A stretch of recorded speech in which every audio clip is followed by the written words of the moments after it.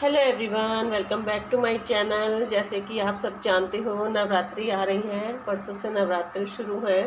तो यहाँ मैं माता की चौकी कैसे लगाते हैं वो बताऊंगी आपको, और माता की चौकी लगाने का सही तरीका बताऊंगी। क्या क्या माता को चढ़ाया जाता है, क्या भोग लगाया जाता है, कैसे माता की पूजा करनी चाहिए, कौन सा पाठ पढ़ना चाहिए और कौन सी माता की तस्वीर लगानी शुभ होती है, तो सभी कुछ बताऊंगी। तो चलिए देखते हैं। तो सबसे पहले तो हमें चाहिए लकड़ी की कोई पटरी या फिर इस लकड़ी का ये टेबल। तो मैं टेबल पे लगा रही हूँ क्योंकि मैं ऊंचे पे मंदिर लगाती हूँ। और अगर आप चौकी पे लगाना चाहो तो आप लकड़ी का पट्टा ले सकते हो, और उस पर इस तरह से आपको लाल कपड़ा बिछाना है। कोई भी आप लाल कपड़ा ले लीजिए और बिछा लीजिए। तो यहाँ लाल कपड़ा बिछा लिया है। कपड़ा साफ़ सुथरा होना चाहिए, धुला होना चाहिए। ज़रूरी नहीं कि कोरा ही कपड़ा हो। अगर आपके पास साफ़ सुथरा कपड़ा है तो आप उसे धो के यूज़ कर सकते हो, गंगा जल छिड़क के आप यूज़ कर लीजिए। तो यहाँ मैंने माता की तस्वीर ली है जिसमें कि सारी माता हैं, आप देख सकते हो। ये पूरे 9 रूप हैं माता के। ये इसमें सारी माता हैं, माँ शैलपुत्री, ब्रह्मचारिणी, स्कंद माता, कात्यायनी जी, जो भी हम 9 दुर्गे का पूजा करते हैं, 9 माता की, वो सारी देवियाँ इस फ़ोटो में हैं। तो इस तरह की तस्वीर मैंने ली है। अगर हो सके तो आप भी इस तरह की तस्वीर ले लीजिए जिसमें 9 रूप माता के पूरे हों। अगर ऐसा नहीं, आपके पास नहीं संभव हो सकती, तो आप खाली जो आपके पास माता की मूर्ति है उससे भी आप पूजा कर सकते हो। तो इस तरह से ये मैंने ली है माता की तस्वीर, और ये ली है मैंने माता को चुन्नी चढ़ाने के लिए, और ये नारियल पे लपेटने के लिए। यहाँ मैंने माता का श्रृंगार भी लिया है। यहाँ मैंने फल, मौली, 1 रुपये का सिक्का, कुछ चावल, दुर्गा सप्तशती का जो किताब होती है, ये सब। तो मैं आपको बारी बारी से दिखाती हूँ कि हमें करना कैसे है। सबसे पहले हम माता को विराजमान करेंगे लाल कपड़े पे। हमने गंगा जल छिड़का है चौकी पे, उसके बाद हमने लाल कपड़ा बिछाया है, उसके बाद हमने माता को यहाँ पर बिठा दिया है। ठीक है, इस तरह से माता रानी को बिठाना है, और ये चुन्नी जो है माता को चढ़ा देनी है। तो माता को आप अपनी पसंद से कोई भी चुन्नी ला के चढ़ा सकते हैं। अगर आपके पास माता की मूर्ति है तो आप उस माता को चोला पहना सकते हो। तो मूर्ति पे चोला पहना सकते हैं, और इस तरह से माता की चुन्नी को दोनों हाथों से माता को पहना देनी है, इस तरह से। तो यहाँ माता की चुन्नी, तो यहाँ मैंने माता रानी को चुन्नी पहना दी है। अब क्या करेंगे, हम कलश स्थापना करेंगे। तो कलश स्थापना करने के लिए यहाँ मैंने कच्चे चावल लिए हैं। ये चावल साबुत होना चाहिए, टूटा हुआ नहीं होना चाहिए। तो हम मुट्ठी में चावल लेंगे और चावल को हम माता की इस तरफ रख देंगे, और इस पे हम कलश रखेंगे इस तरह से। ठीक है, और कलश पे हमें मौली बांधनी है, जो कि मैंने बांध दी है। तो यहाँ मैंने कलावा बांध दिया है, और कलश के अंदर हम डालेंगे 1 रुपये का सिक्का और थोड़ी सी सुपारी, 2 सुपारी हमें डालनी है, लेकिन मेरे पास सुपारी नहीं है। तो आप इसमें 1 रुपये का सिक्का और सुपारी ज़रूर डालें, और हो सके तो आम के पत्ते आप चारों साइड लगा लीजिए। 5 आम के पत्ते ले लीजिए और आप 5 इसके साइड में लगा के फिर हमें नारियल इसके ऊपर रखना है।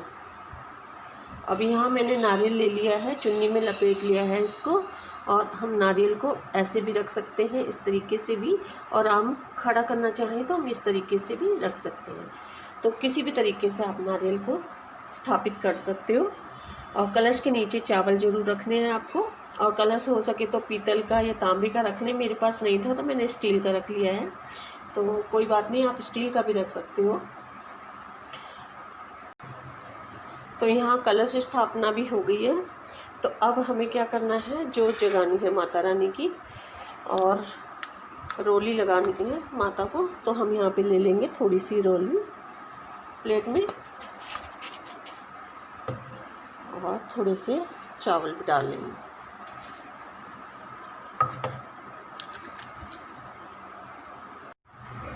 अब हम जला लेंगे माता की जोत।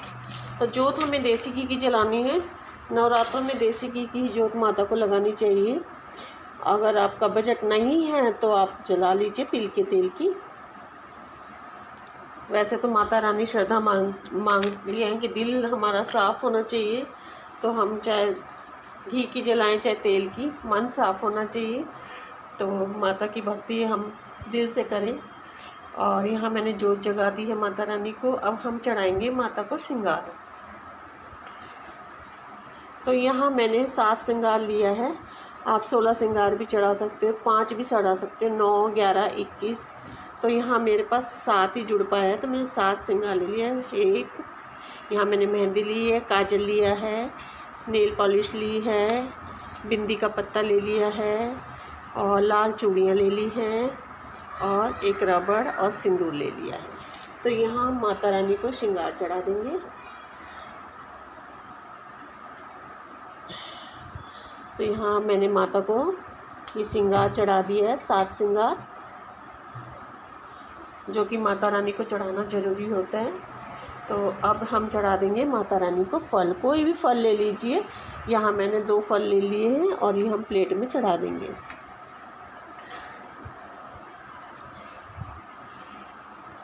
और जो व्रत की किताब, अगर आप व्रत रख रहे हो तो आप व्रत की किताब, जो व्रत की कहानी होती है वो डेली पढ़नी चाहिए हमको।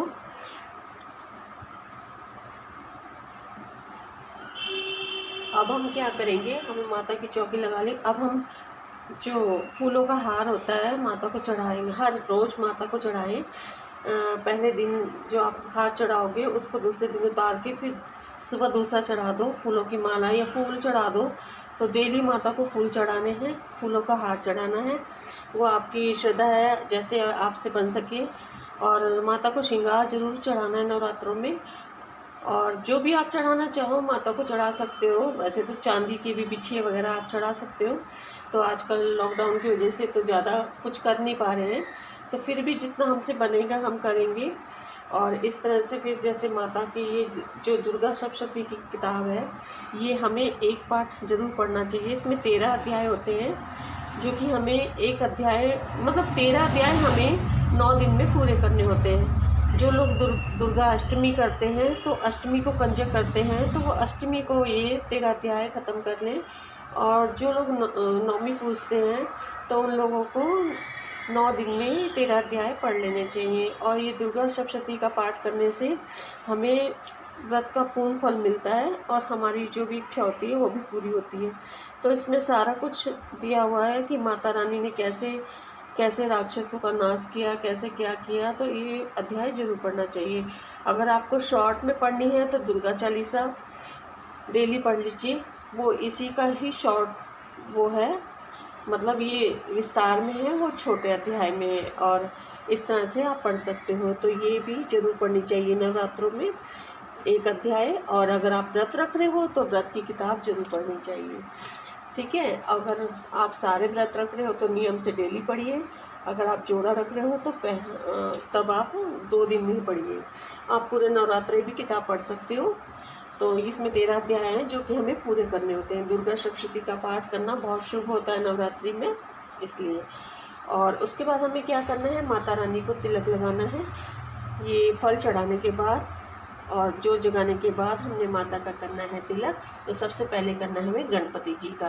तो गणपति जी जरूर रखने हैं। सभी पूजा में गणपति जी की पूजा जरूर होती है। तो सबसे पहले गणेश जी को तिलक करेंगे, उसके बाद माता रानी को करेंगे, और उसके बाद जितनी भी हमारी माता हैं, शैलपुत्री, ब्रह्मचारिणी, सबको करने हैं इस तरह से। और उसके बाद शेर को भी करना है, माता के शेर को भी। उसके बाद हमें कलश पे सतिया बना लें या तिलक कर लें, और नारियल पे भी हमको तिलक करना है इस तरह से। और ख़ुद भी हमें तिलक लगाना है, इस तरह से तिलक लगा लीजिए। और उसके बाद आप अपनी पूजा शुरू करिए। आप अगरबत्ती जलाइए, धूपबत्ती जलाइए, जो आपकी इच्छा हो, पुष्प चढ़ाइए, जो भी फल आप चाहो वो चढ़ा सकते हो। और माता रानी की पूजा करने के बाद, अध्याय पढ़ने के बाद दुर्गा चालीसा पढ़ लीजिए, चाहे दुर्गा सप्तशती पढ़ लीजिए। उसके बाद आप आरती जरूर करिए, और आरती करने के बाद माता का आशीर्वाद लीजिए। और जब आप 9 दिन के बाद आप जब चौकी हटाएं जब कंजक आपके यहाँ आए तो उस टाइम आपको नारियल का प्रसाद बांट देना है ये, और जो कलश में जल है उसको अपने घर में छिड़कना है, और बाकी का जल जो है आप तुलसी पे डाल दीजिए। और जो इसमें 1 रुपये का सिक्का और सुपारी है वो आप अपनी तिजोरी में बांध के रख लीजिए या अपने पर्स में रख लीजिए, तो वो आपको बरकत देगा। तो इस तरह से पूजा करिए, और इसी तरह से मैं करती हूँ। तो मैंने सिंपल सी पूजा बताई है, और बहुत लोग हवन भी करते हैं। अगर आप हवन करना चाहो तो आप एक हवन के लिए बर्तन आता है मिट्टी का, आप वो ले लीजिए। उसमें आप गोबर का उपला होता है वो रख लीजिए, और सामग्री रख लीजिए घी से।